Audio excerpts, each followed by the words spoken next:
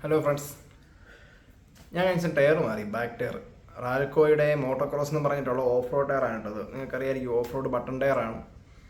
അപ്പോൾ അത് ഇട്ടതിന് ശേഷമുള്ളതിൻ്റെ എൻ്റെ മാത്രമായിട്ടുള്ള റിവ്യൂ ആണ് ഇന്ന് ഞാൻ പറയാം. നമ്മുടെ ഹിമാലയൻ വരുന്നത് 120/80/17 സ്പീഡ് റേറ്റിംഗ് പി ഇൻഡെക്സ് വരുന്ന ടയറാണ് ഹിമാലയൻ വരുന്നത്. ടയർ അത്യാവശ്യം വൈഡാണെന്ന് വെച്ചാൽ സ്റ്റോക്ക് ടയറിൻ്റെ അത്രയും നമുക്ക് വൈഡ് തോന്നുകയില്ല, വലിപ്പ കുറവുമില്ല. അതുപോലെ തന്നെ ബ്ലോക്ക് നല്ല അകലത്തിനാണ് ഇരിക്കുന്നത്, നിങ്ങൾക്ക് കാണുമ്പോൾ അറിയാം. പിന്നെ ഉള്ളത് ഈ പറയുന്ന പോലെ ഇത് പക്ക ഒരു മോട്ടോക്രോസ് ടയറാണ്. ടയറിൻ്റെ പേരും അങ്ങനെയാണ്, റാൽക്കോ മോട്ടോക്രോസ് എന്നാണ് ടയറിൻ്റെ പേര്. അതുകൊണ്ട് തന്നെ ഇതിൻ്റെ മെയിൻ പർപ്പസ് വരുന്നത് ചെളിയിലും മണ്ണിലും ആണ്. അപ്പോൾ നിങ്ങൾക്കറിയായിരിക്കും, രണ്ട് പ്രൊഫൈലാണ് ഈ ടയർ വരുന്നത്. 120/80/17 ഹിമാലയന് വേണ്ടിയിട്ടും 120/80/18 എക്സ്പൾസ് അല്ലെങ്കിൽ റാലി പോലുള്ള ഈ വണ്ടികൾക്ക് വേണ്ടിയിട്ടാണ് വരുന്നത്. ഇപ്പം ടാർ റോഡിലും കോൺക്രീറ്റിലും കല്ലിലും ഇതിന് ഗ്രിപ്പ് കുറവല്ലേ എന്ന് ചോദിച്ചാൽ ഗ്രിപ്പ് കുറവാണ്, ശരിയാണ്. ടാറിൽ ഗ്രിപ്പ് കുറവാണ്. ഓഫ് റോഡിൽ കല്ലേ കയറുമ്പോൾ ഗ്രിപ്പ് കിട്ടത്തില്ല. കോൺക്രീറ്റ് ചെയ്ത വഴിയിലും ഗ്രിപ്പ് കുറവാണ്. അതൊരു വസ്തുതയാണ്, എൻ്റെ ഒപ്പീനിയനാണ് കേട്ടോ. നേരെ മറിച്ച് ഓഫ് റോഡിൽ കല്ലില്ലാത്ത ചെളിയിലും മണ്ണിലും ആണെങ്കിൽ ടയർ മാറിയ പെർഫോമൻസ് ആണ്. നമുക്ക് ത്രോട്ടിൽ കൊടുക്കുന്ന അതേ റെസ്പോൺസ് ടയറെ കിട്ടും. പവർ ഒരിക്കലും ഒരിടത്തും ഡ്രോപ്പ് ആവുന്നില്ല. അതുകൊണ്ട് തന്നെ ഒരു പ്രശ്നം എന്ന് പറഞ്ഞാൽ ഡാമ്പർ ബുഷ് പട്ടാന്ന് തീരും. ഡാമ്പർ ബുഷ് പെട്ടെന്ന് ഡാമേജ് ആവും, അങ്ങനെ ഒരു പ്രശ്നമുണ്ട്. പക്ഷേ ത്രോട്ടിൽ റെസ്പോൺസ് മാറിയ ത്രോട്ടിൽ റെസ്പോൺസാണ്.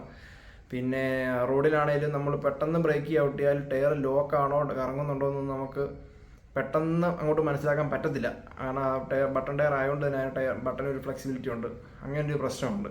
ആരൊക്കെയാണ് ഈ ടയർ ഇടേണ്ടതെന്ന് ചോദിച്ചു കഴിഞ്ഞാൽ, മെയിൻലി ഓഫ് റോഡ് നന്നായിട്ട് യൂസ് ചെയ്യുന്നവർ, അല്ലെങ്കിൽ മെയിൻലി ഓഫ് റോഡ് പർപ്പസ് മാത്രമായിട്ട് നിൽക്കുന്നവരായിരിക്കണം ഈ ടയർ യൂസ് ചെയ്യേണ്ടത് എന്നാണ് എൻ്റെ ഒരു ഒപ്പീനിയൻ. കാരണം റോഡിൽ ഗ്രിപ്പ് കുറവാണ്, ലൈഫ് വളരെ കുറവാണ്. നമ്മുടെ നോർമൽ ഹിമാലയൻ്റെ ടയർ എനിക്ക് ഹൈ റേഞ്ച് കിട്ടുന്നത് 5 to 6K കിലോമീറ്റർ ആണെങ്കിൽ ഇതൊരു 3000 കിലോമീറ്റർ തീരും. കാരണം നമ്മുടെ ഫ്രണ്ട്സ് റാലിക്ക് ഇട്ടിട്ട് 8 to 10 കിട്ടിയ സ്റ്റോക്ക് ടയർ 8 to 10 ഓടിയ റാലിക്ക് ടയർ ഇട്ടപ്പോൾ ഓൾമോസ്റ്റ് 4 ഫുള്ള് തീർന്നു.